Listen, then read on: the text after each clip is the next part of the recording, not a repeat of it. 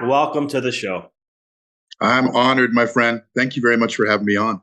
This is well overdue. As you know, just as much as I've been seeing all the amazing things you're doing for humanity, seeing your growth and all that. And I was just like, you are definitely somebody. I just needed to catch up with you anyhow. And this was one thing we were just chatting before, like the beauty of social Right. media keeps us in touch with people, right?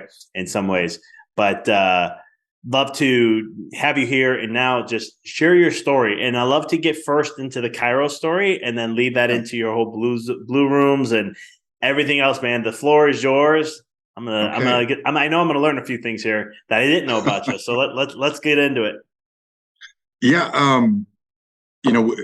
love that you and I met in chiropractic school, and what's really cool for me, and we were just talking about this, is that I get to see you when we were students, and I get to see this evolution of a beautiful man over the course of years, and what we can do with adversity, what we can do with dreaming, what we can do with like that purpose. When you wake up with that purpose and that purpose-driven life. And so as a man to man, I was going to say this a minute ago, but I'm going to say it now. Everybody can hear it. I love you, brother. I'm proud of you, man. This is just so cool for me to be able to see this. And when you see another brother thrive, it's something we don't acknowledge as men enough. It seemed like there's another, oh my God, you're doing so great. Look at you uplifting people, doing the good work. You're a husband, you're a doctor, you're doing this. So thank you. Thank you for that. Thank you for that example. And I'm happy to be on the show. Really do. Really mean that. Much love to you, brother. And I appreciate you, man.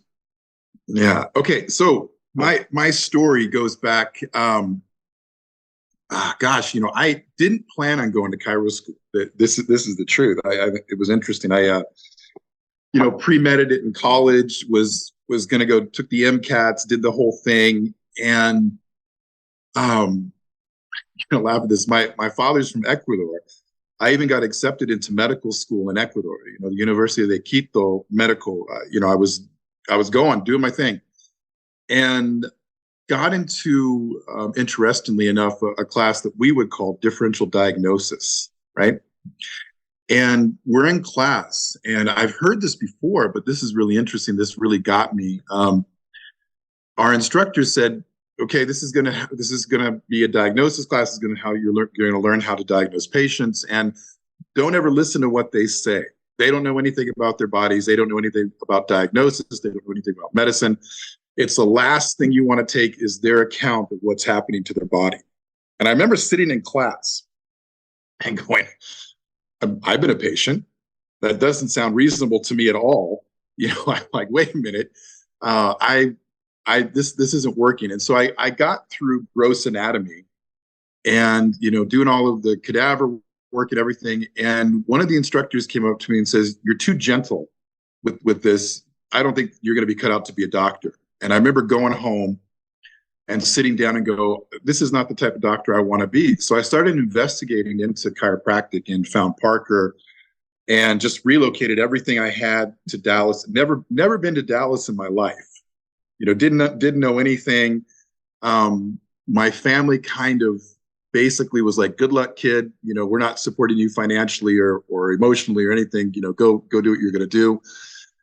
So moved to Dallas on a dream, and that dream was to get through Parker, get through boards, and become a doctor through chiropractic, because I love chiropractic. Jived with it from the time I was first adjusted when I was about 12. Just felt the magic in it. Knew that this is what I wanted really to do with my patients. I wanted to give them some magic. I think magic is another word that we have for hope.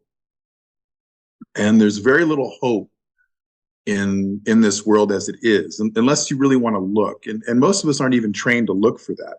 We're not even trained to look for hope in our bodies. We think we're so limited by pathology or emotions or a lack. There's always a lack of something. And I found with chiropractic, what I love is that with these two hands, you can go anywhere in the world and you can do your hope. You can do your magic. And I love that aspect of it. Didn't need medication, didn't need an instrumentation, didn't need a surgery.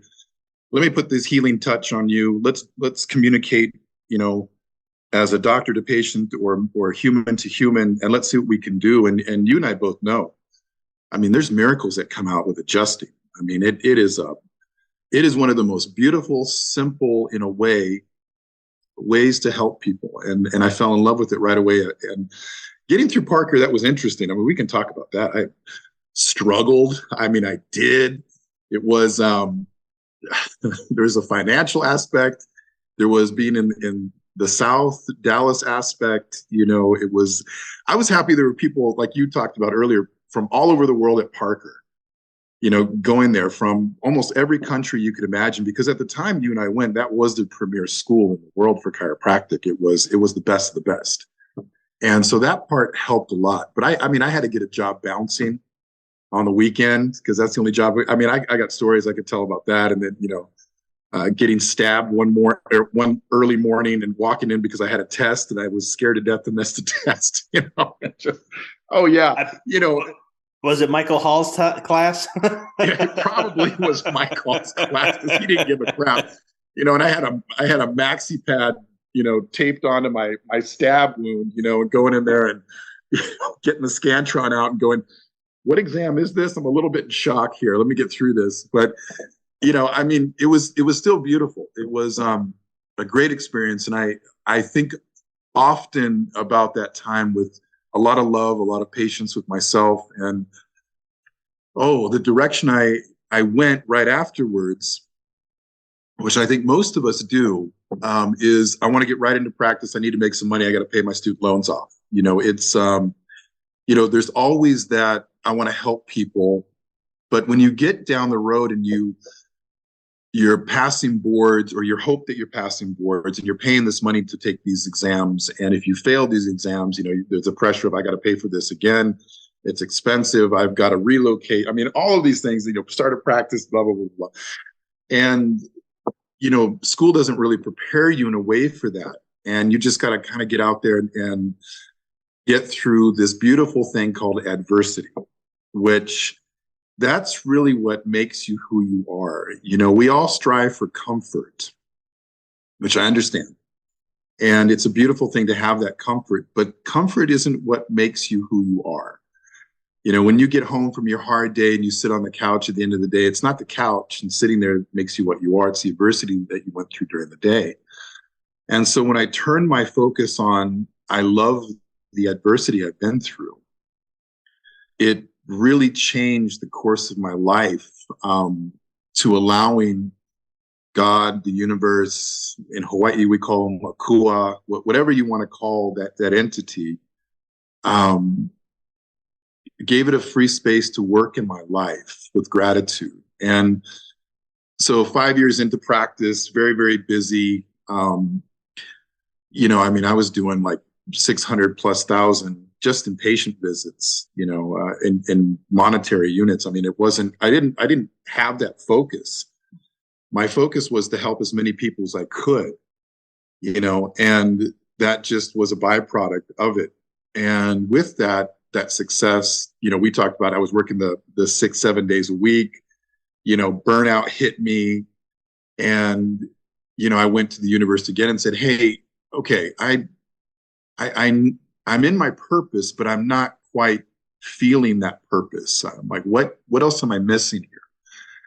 And about that time, a beautiful mentor came into my life, and they taught me a kind of a 3-phrase affirmation to start in the morning, if you want to really experience life. And it goes like this. It's, I want to see what I've never seen. I want to hear what I've never heard. And I want to understand what I don't understand. And you start, it just opens you up to these beautiful experiences. And, I mean, as soon as I started doing that, here comes the experiences. I mean, oh my God. Relationship difficulties, which is the adversity. It's a beautiful part. It tells you about who you are. Practice, interesting thing, diversities. I'm sure all of us can attest to employee problems and then this, and this. And then the Blu Room came into my life.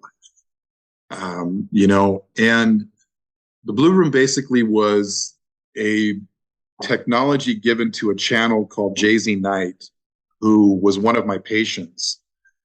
And she channels a being called Ramtha.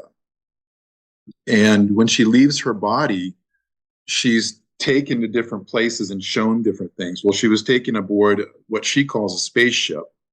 she's not even 100% sure this is what it was, and was shown some technology which would help heal the spirit or the God or whatever you want to call this inside of man. And so you can imagine I'm her doctor, and she sits me down for, just a minute, talks to me about this at the time. And she goes, "Do you think it's possible to bring this technology here?" Everything's going through my mind like, no. Oh my God, how would I know? What am I going to do? But I'd been saying that affirmation about, I want to know what I don't know. I want to see what I haven't seen. And I want to understand what I haven't understand. So here it is, right in my face. And so we took the task of taking what she understood about this technology, the geometrical shape, the feeling, the frequency, the vibrations, the lighting, everything. And we began to go through a long, arduous process of trying to get it right. Because, when she went in the room, she'd feel it. Okay, that's not it. That's not it. That's not it. So you can imagine how long that scientific process was. I mean, that was long. And we finally got it. And here's the interesting thing. We couldn't find any backers who actually wanted to help us do scientific research. So I went out on a limb and said, you know what? Nobody's biting at this. I'm going to open this up in my clinic. And oh God, my partner at the time was like, don't you dare. My attorney was like, there is no way this is going to work out for you. We can't even find insurance for this. There's no underwriters that want to do anything with this. This is experimental. And I go, basically, it's geometry and it's sound and it's vibration. Okay, it's no different than grounding or anything else that's out there. But yet I couldn't. So anyways, make a long story short, finally found some insurance, very expensive insurance to cover in the office for it. And I began my own trials. And what I found in people was amazing. It was amazing. I mean, anything from their blood work coming back crystal clear after it was just all messed up in all different types, away from hormones to white blood cells to, vitamin D levels, many different things to, okay, I'm going to bring this up. Our grumpy patients, you just got it. I mean, they come in, there's nothing you can do. You try your best, put a smile on your face, give them a hug, adjust them the best you can. And they're still just, there's just something in there. And you're like, yeah, okay, this is the way they are. Those people were coming out and hugging me, which would never allow me to have a hug after this Blu Room experience. So I knew there was something there. So yeah, so we started doing a lot of research. Finally, we got the research back. We got our patent done, and we got approved as a medical device in lots of different countries except for the U.S. Of course, I couldn't quite get that done, but we were able to go by with what we call a meditation chamber or meditation room. And then the work really started. I started traveling around the world, installing these things and seeing the miracles in all these different countries. I went to almost every country there is in the world to install a Blu Room. And then the pandemic hit, and I just retired from everything. What I thought I was going to retire from everything, and bought a little farm, and got cows and horses and chickens, and kind of just put the brakes on what my life was before, which was an adjustment. And then the interesting thing is I started getting spiritual downloads and meetings with different entities and said, okay, there's other parts of this. You're needed to do some other work. And so that's where I'm at right now, kind of doing that other work. But that's like the Reader's Digest version. I mean, there's a lot of battles in there and like good humor and all that other stuff. But yeah, that's kind of what I've been doing in a nutshell. I love it, brother. So were you always open to the energy realms and channeling and all this kind of stuff? From Parker on? That's yes and no. I was raised by my mom was going to smack me, but she's kind of a witchy woman in a way. No offense, Mama, if you hear this. She was raised Christian Catholic, but she always had that wonderful deliverance to me of the spiritual realm of there is more to it than just this. There is that spirit of everything, whether it's Mother Earth or an animal or or the sky. And that's part of the indigenous culture that my mama has. So she kept that. So luckily, if I ever came to her and said, Mom, I saw a ghost, she would go into it and say, describe it. What did it say to you? What was the feeling? What was your understanding? We talked about different things that were possibilities in that realm. And then my papa's from Ecuador, Latin America. And so he always had a little bit of air of superstition or understanding the supernatural, because it's just part of the culture. So I was very blessed early on to have that freedom.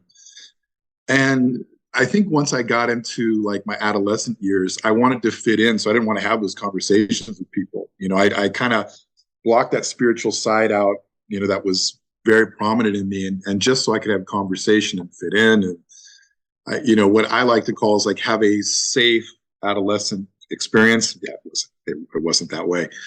But and then so I didn't turn it on for a lot of years, even though I was having spiritual experiences. I didn't, even when we met, if you would have said like, hey, do you see ghosts? I'd be like, oh, hell no. Who sees ghosts? That's ridiculous. Which would have been bullshit, because I absolutely do have those experiences with, but I didn't really allow it to be the truth of my existence until around 2012, 2011-ish.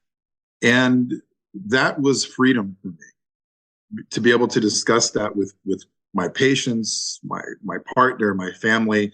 It's like, this is real. I don't want to exclude this from my life anymore. I want to have this as part of my story of who I am and what I am and what I can experience in my life. And I think a lot of people are kind of that way. Even with religious experience, we don't magnify enough how beautiful that experience is, number one. And then also, it's what you and I are.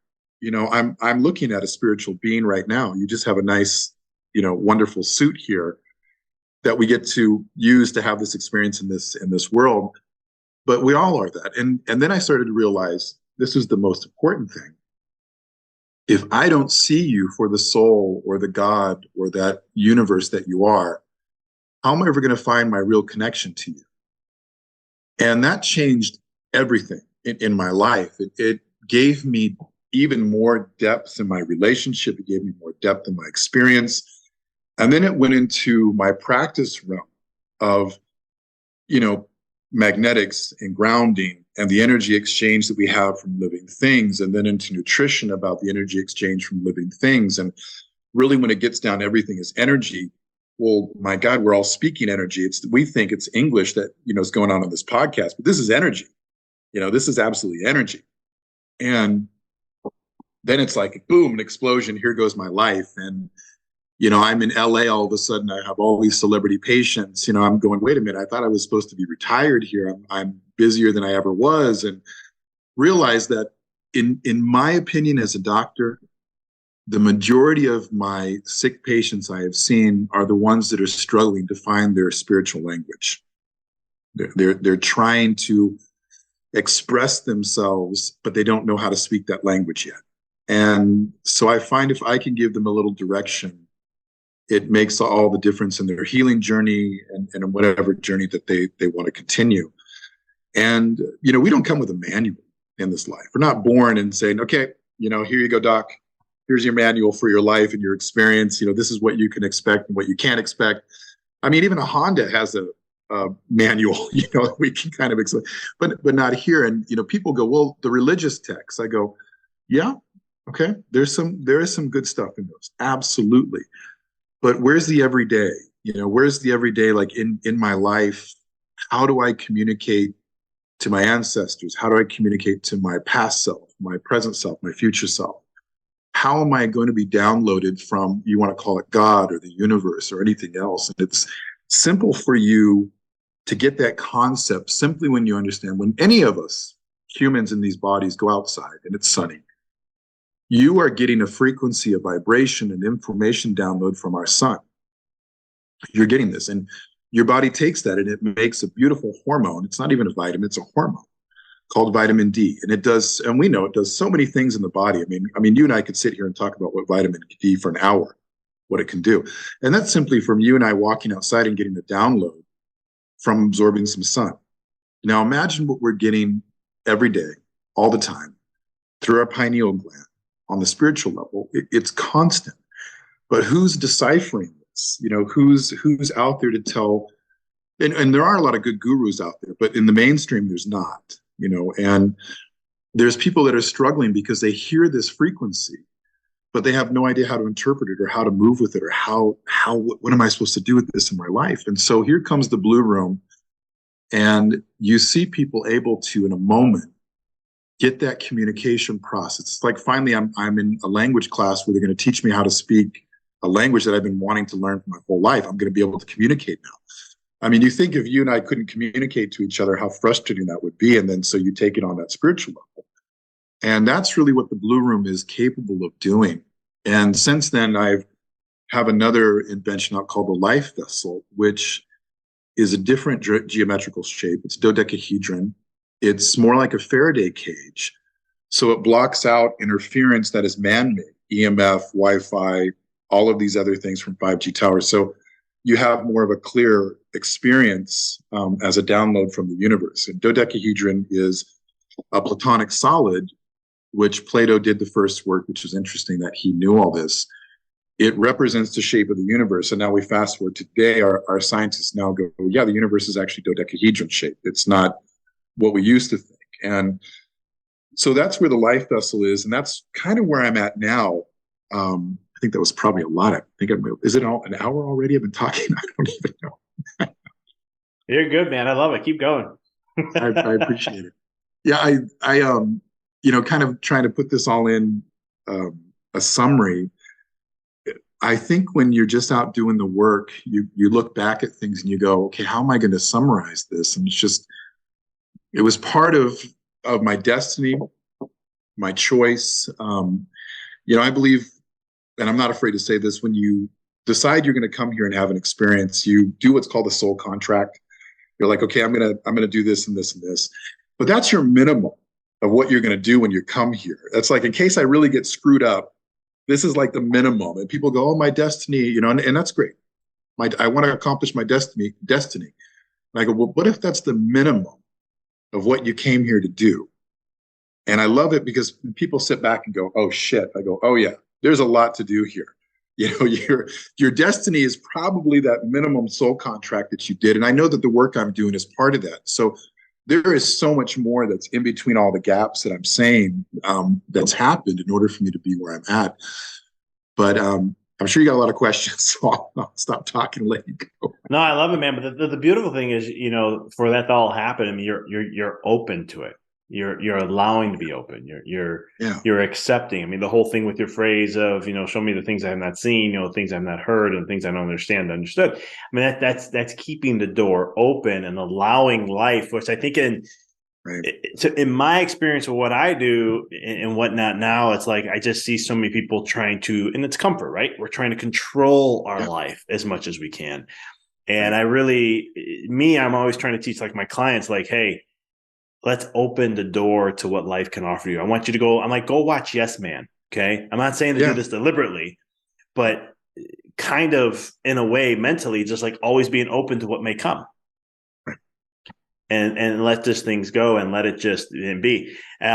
I can talk with you sacred geometry all day. I'm so big into it. I'm starting to get big into it. I told my wife I want to build like a copper base, dodecahedron. I can't even pronounce it right.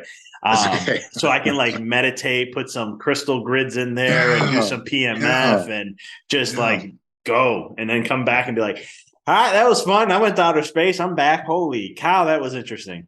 Yeah, our ancestors knew it. We can get into our ancestors, but I truly believe we were a great people, and our history is not what really was our history. I think we're given a very watered down, the right phrase, so I don't piss off too many people. But yes, you could be wrong, real brother. It doesn't matter. Okay. We're given a glimpse of our history that we crawled out basically from rocks, rather than that we were a great people that actually had some catastrophes happen to us.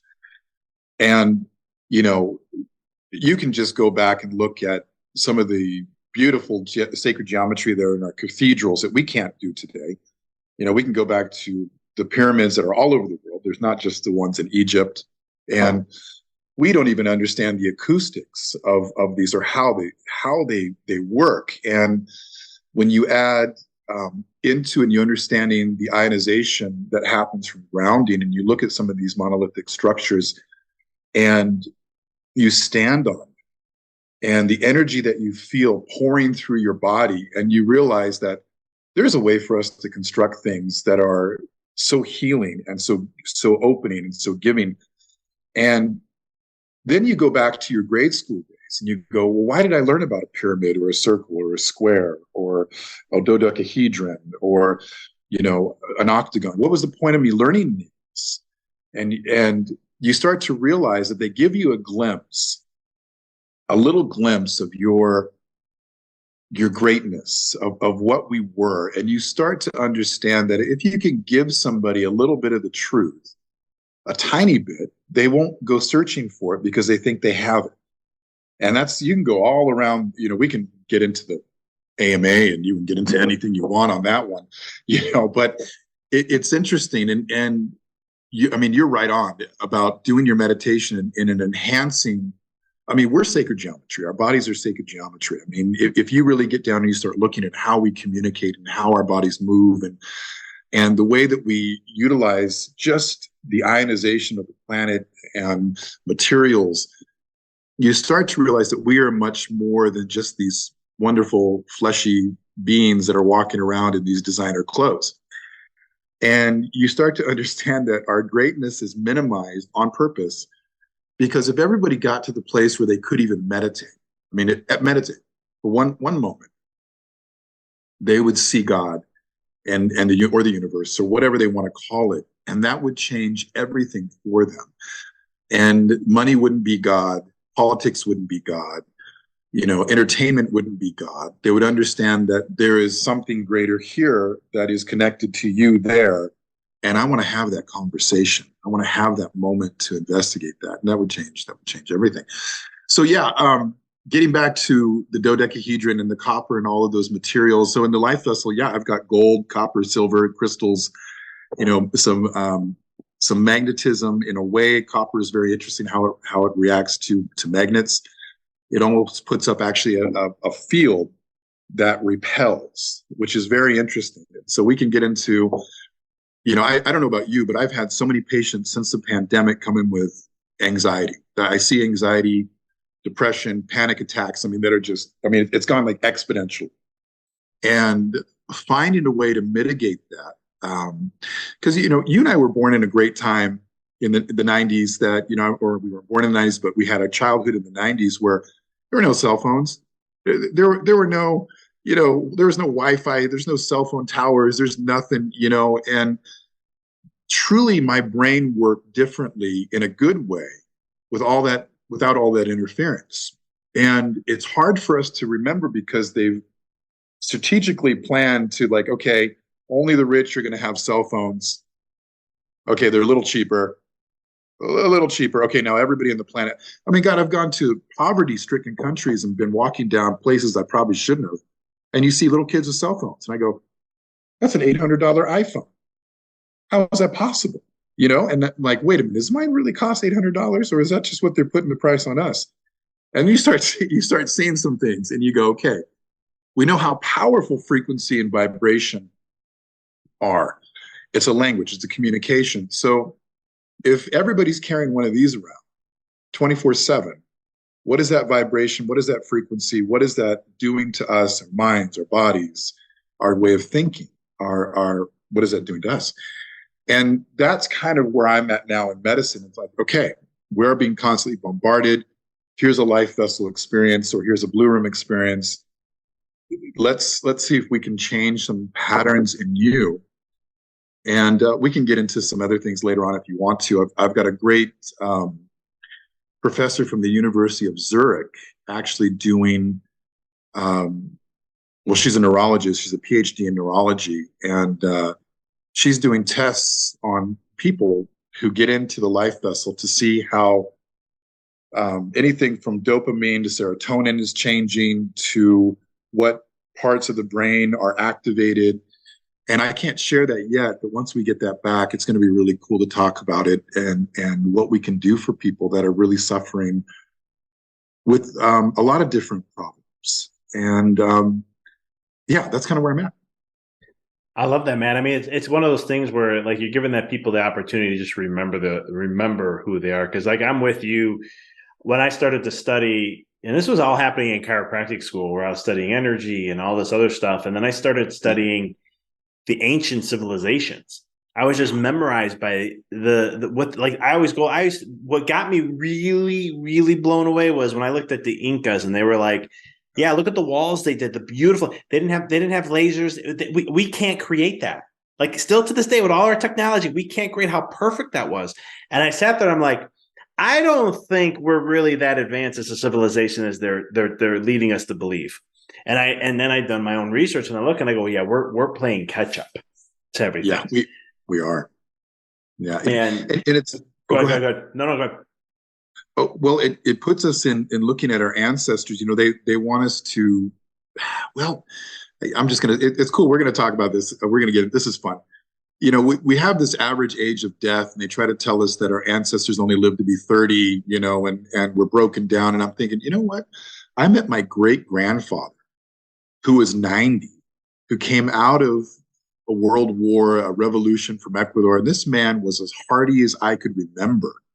You know, and we tend, if we can all think about it, we all had some relatives that lived to be ripe old ages somehow, you know, through a lot of different tragedies and everything else.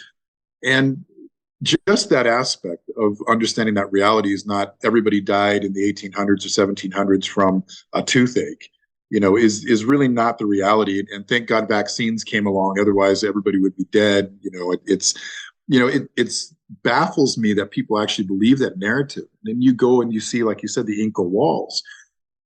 You can't even fit a piece of paper in between those seams. I mean, it's like they use some type of technology that could actually melt the rocks into position, you know, and those stones are megalithic. I mean, there's no way that we don't even have cranes that can move those things, you know, and they got them in place. And so, you know, we look back into understanding that with frequency and vibration and understanding that bees and beetles and even hummingbirds don't really fly.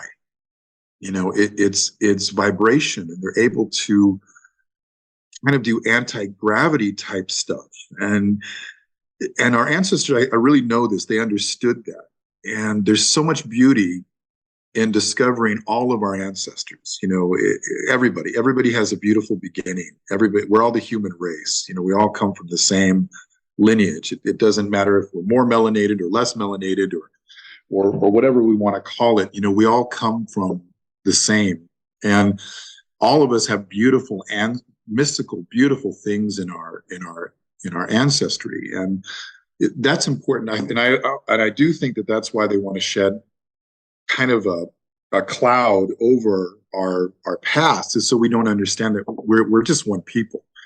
You know, there's only one race on this planet, you know, and that's mankind, that's humankind. And I think that they do that in on purpose so we don't see that. You know, we're all divided.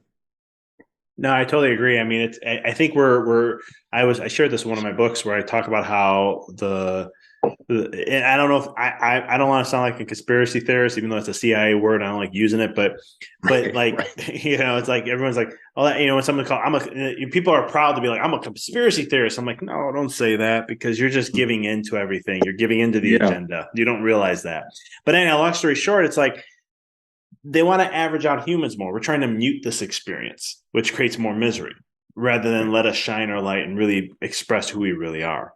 And that's just based on how I see things, not that how I see the world, but just the patterns from the indoctrination of schools and the school systems, right? An old 1920, 1930 system that yet is still being existed today, where there's so many other ones out there that are actually more aligned to, you know, from a neural development standpoint as a chiropractor, right? We understand neural development, how the brain develops, right? There's school systems that guide, or letting a child just lead their life the way they want to. Oh, they're children. They don't know any better. No, like I have an 8-month-old now, and it's all about whatever she wants, whatever she's interested, like even with feeding, right? If she's interested in feeding, she feeds how she wants to feed. I'm not going to force her to feed. Here's your food. If you're interested, eat. If you're not, you're done. You're done, and give her that whole attribute of it. But man, you and I knew this was gonna be a fun conversation. I can go all day with you because I love how you brought up the bees, and I love bumblebees. I absolutely love them. And I was afraid of bees at one point in my life. My wife is deathly afraid of bees, and I always tell her, I'm like, why are you worried? Like my dog, he is. Anytime he'll go attack bumblebees in the summer. And it's because there was one time a bumblebee came so close, I almost landed on my wife. She screeched. He saw bumblebee, said bumblebee's bad, and that's been ever since that one moment. He literally every summer he goes looking for him, and I'm like, dude, leave him alone. Those are my favorite freaking bees. Don't be messing with them. But I studied them, and it was interesting. You brought this up. Like if you look at their weight compared to the wings, they shouldn't be flying. There's no way. Yeah. No, we've had engineers take a look at them and go, we don't even understand this. There's no way they should have any lift, and right then and there, you would think that those engineers would actually take a step back and go, what does this bumblebee know that we don't know? And how are we looking at lift? And how are we looking at momentum and flight and the parameters that we're looking at it? And why don't we just really understand what this bumblebee knows? And that's kind of that arrogance that we have, and it goes back to, we came out of rocks and caves and we didn't have any languages for 10,000 years and zero history. And, it's like, what are you talking about? How is that even fathomable? I mean, I have kids and they write on everything, so there had to be something within that time frame, I love that. Yeah, and I think there's going to come a point where the truth's going to have to come out because it's just like depending, even if you look at religious background, like we're only 6,000 years old, and I'm like, then I was born and raised Italian Roman Catholic, so that never really sat well with me. I'm like, we're only 6,000 years old on this planet, but then of course I learned that nope, this person's here's a bones and they're 20,000 years old, 30,000 years old, and it's like, but. Looking back at our ancestors, I mean, it's one of the things where when I was studying different civilizations, it's fascinating how advanced they were. I mean, absolutely. So advanced. And I even had I remember I was in physics class and I had this cool, it was destiny. This guy sat next to me. He was going to be a physicist. I was going to become a chiropractor. And he was showing me how they had computer technology, but in a different way. In like the 1700s with wood and strings and how it can counterpute and all that. He was he was the guy, he was like planting seeds in me that I, at the time was like, that's cool. But then when I started to do my own journey, I was like, man, I'm so grateful for that guy. And I listened to what he was sharing because holy cow, was he ahead of his time. Like what he was sharing to me, helping me because sometimes when you hear something for the first time, you're like, I'll have to sit with that a little bit. But this was like the second or the third. And I was like, okay, there's something to this. Yeah. Yeah, I think those are what I like to call runners in your life. They, you already know what you want to experience. I truly believe that. Your soul intelligence is so much more than what we give it credit for. You know why you're here. In here, you know why you're here. Up here is where you kind of get lost in the weeds, and you live whatever dream you were kind of fed as a child, and you kind of tried to please people and situations and governments and politics, and I mean everything gets thrown in there, and it kind of throws you off of your path. Is that designed? I think so. I mean, I do. And like you're talking about, you get into where you listen to this and you start to look at things around you. Little things come out in your life that go, a little whisper here. Okay, that's it. This conversation. Okay, this is pulling me back to why I'm here. This is what I really wanted to experience. This is the truth, and here it is right in front of me. And you're just like, thank you, universe. Thank you, God. Thank you, Akua, whatever you want to call it. But going back to what we were talking about getting into chiropractic and how this relates to chiropractic care is you and I both know that the medical establishment tried to destroy chiropractic many times. Many, many, many times. And we can go to those stories later, but there is a beautiful analogy of the spine called Jacob's ladder. Have you ever heard this? I think I have, but go ahead and explain it. I'll take it from there if I did. Well, we're going to go into the biblical portion. Is that there is a story in the Old Testament about Jacob having an experience with an angel. And the angel basically is describing to him this ladder. And we're going to go now to the spine. And if you understand Kundalini energy, or having moving energy up through your body and out through the top of your head, and you look at the people call them chakras or seals or whatever they want to call them. Chiropractically, we know them as sacral, lumbar, thoracic, and cervical. And we know neurologically through this, there is a efferent and afferent communication system that's going constantly. I mean, it's just going. And our supercomputer, which is our brain, via our 12 cranial nerve, gives us this experience that we're experiencing right now.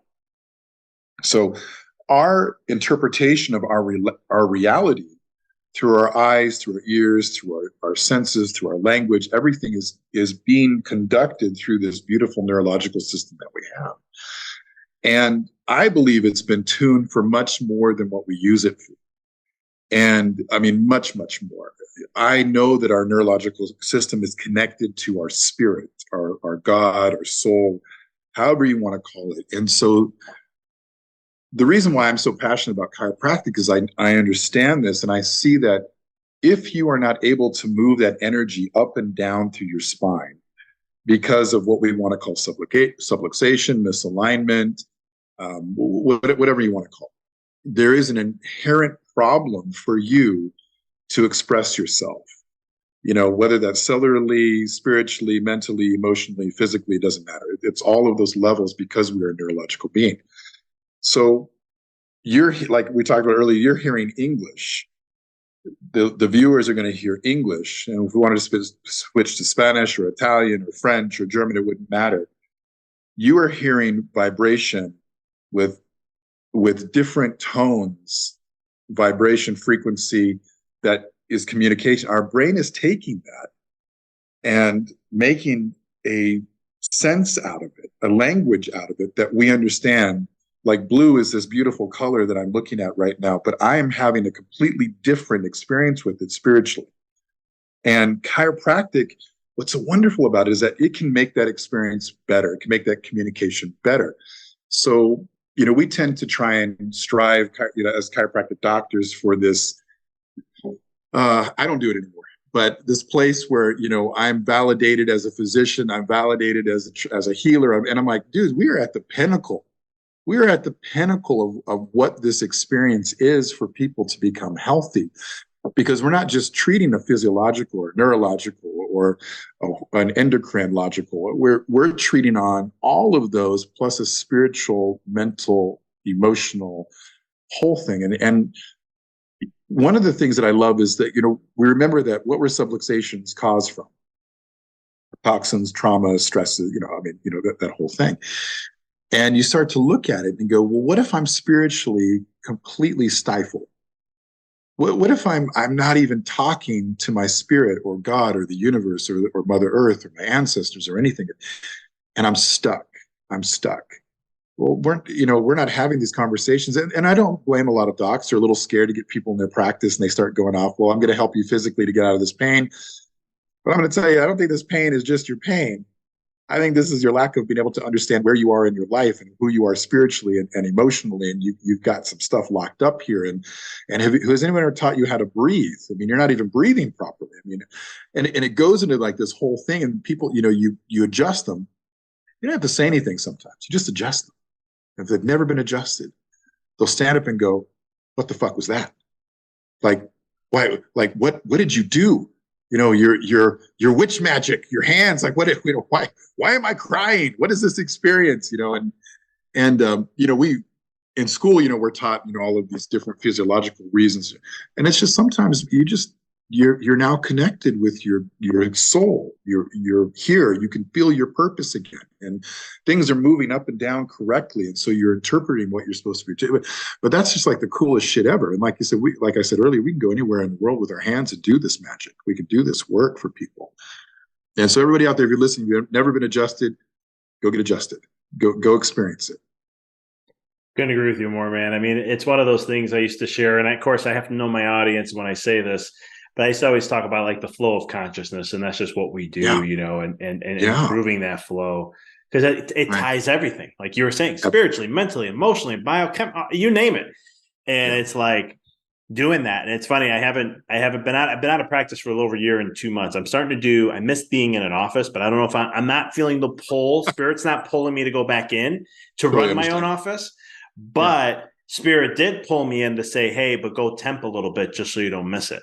And I was like, okay, I'll do that. It's a little money, not that I need it, but I was like, I can go and interact. And it's funny what you were talking about, because first I told my wife, I'm like, I'm going to go adjust. I don't do manual. I do practice torque release. I love that technique, but I know a lot of different techniques. And I was like, I'm going to go do manual and this and that. And I remember I was adjusting this guy sitting there, and I'm just like getting into my zone. I'm starting to feel it. After the first few, I was like, all right, let me just get back to me. Who cares about temping? And I'm worried. Just be me.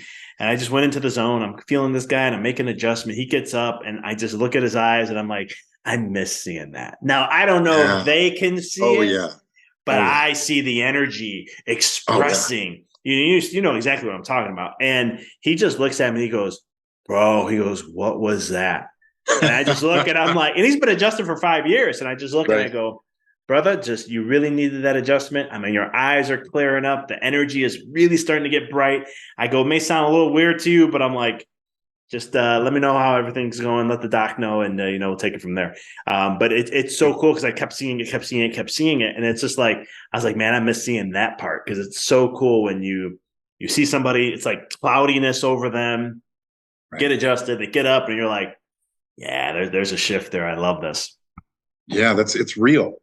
It's about as real as you can get, because you're not forcing a reaction. And this is where I can get it. There is a place for drugs and surgeries and all that kind of stuff. There is a place. I absolutely believe that.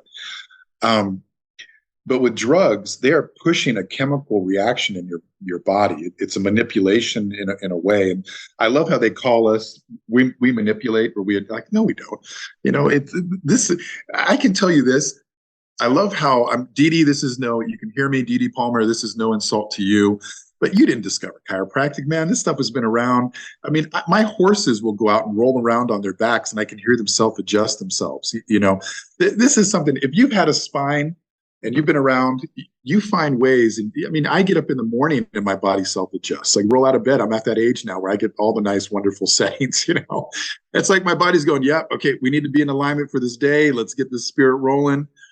And it's interesting that experience that your patient had right there, that's everything.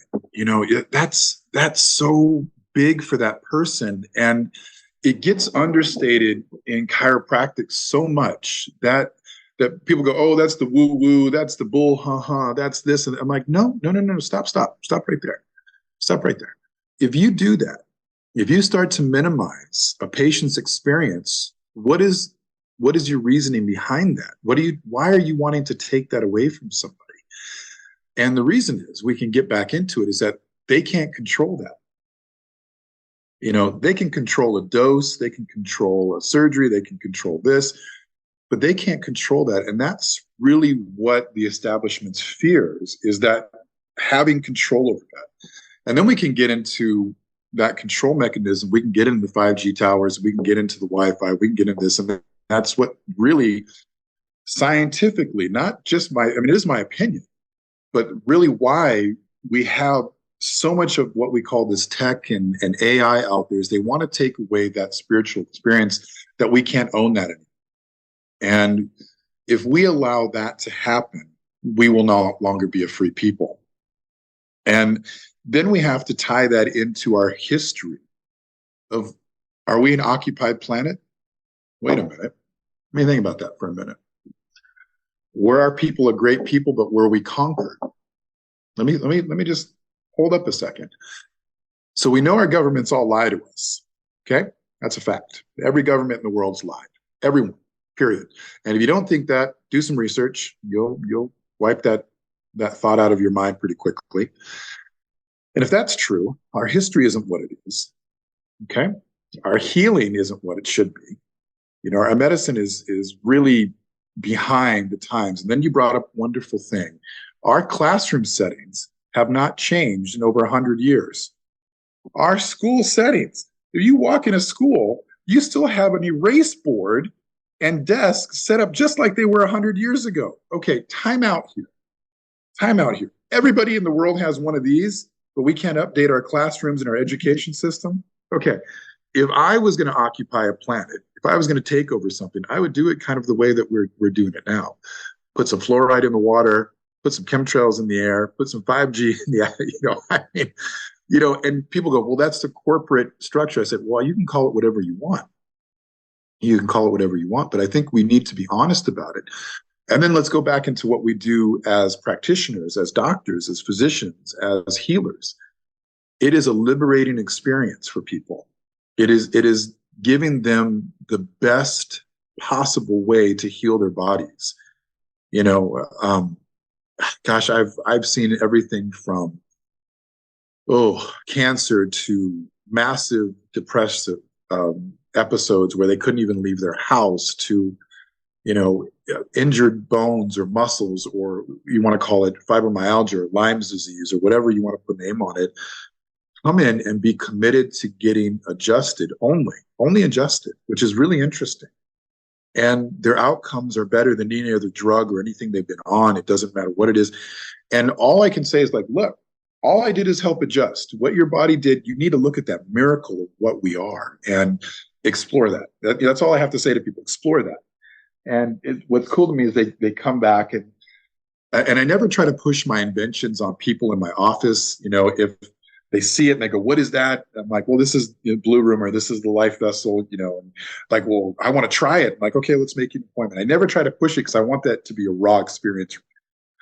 And it's the same thing. They get in there and they're like, what the fuck was that? Like, why am I like happy? That's always the one that gets me. Why am I happy? I'm like, well, maybe that's where you should be. I don't know.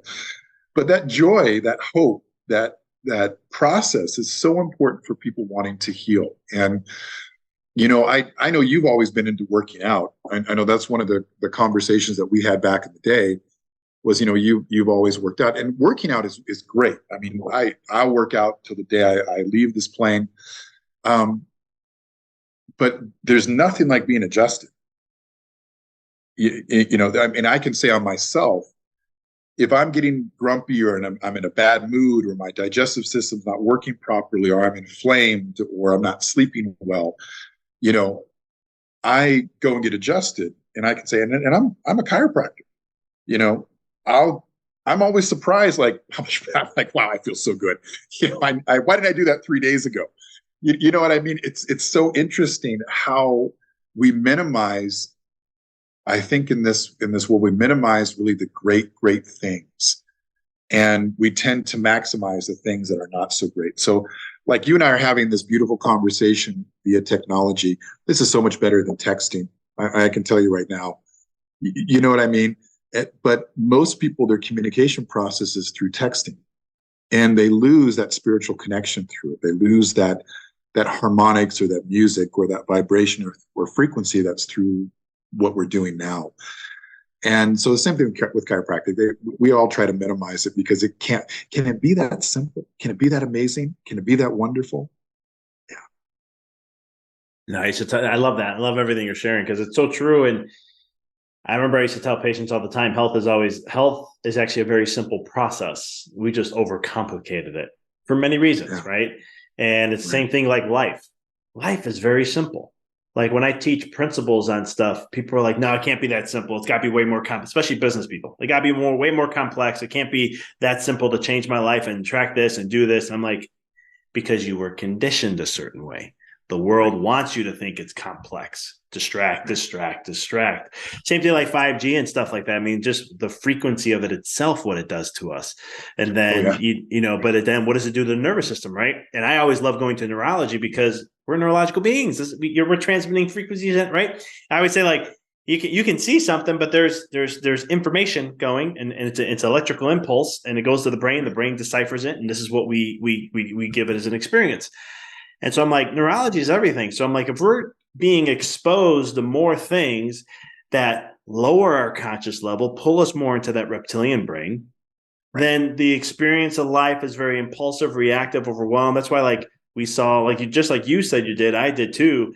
COVID hits, and I already was trying to warn my patients a couple months before, like, we're going to probably be in lockdowns. Don't want to throw that out there just yet, but things are looking like they're moving a certain direction. And here's things I want you guys to start doing. I'm going to bring my mindset stuff in, because like you, I kind of kept I was doing coaching a little bit on the side and mindset and all this other stuff. And I incorporated very little into the practice, but I would always like my email list, and when I would educate on mindset with my other database, I always kept them separate. But I was like, I'm going to be blending things just so you guys can understand. Like, I got to help as much as I possibly can through that journey. And those who listened were very grateful. Those who didn't, well, I mean, it is what it is. I mean, I'm just here to share a message. I always tell people, you either accept it, and that's great. If you don't, that's fine too. And I'm learning as I go.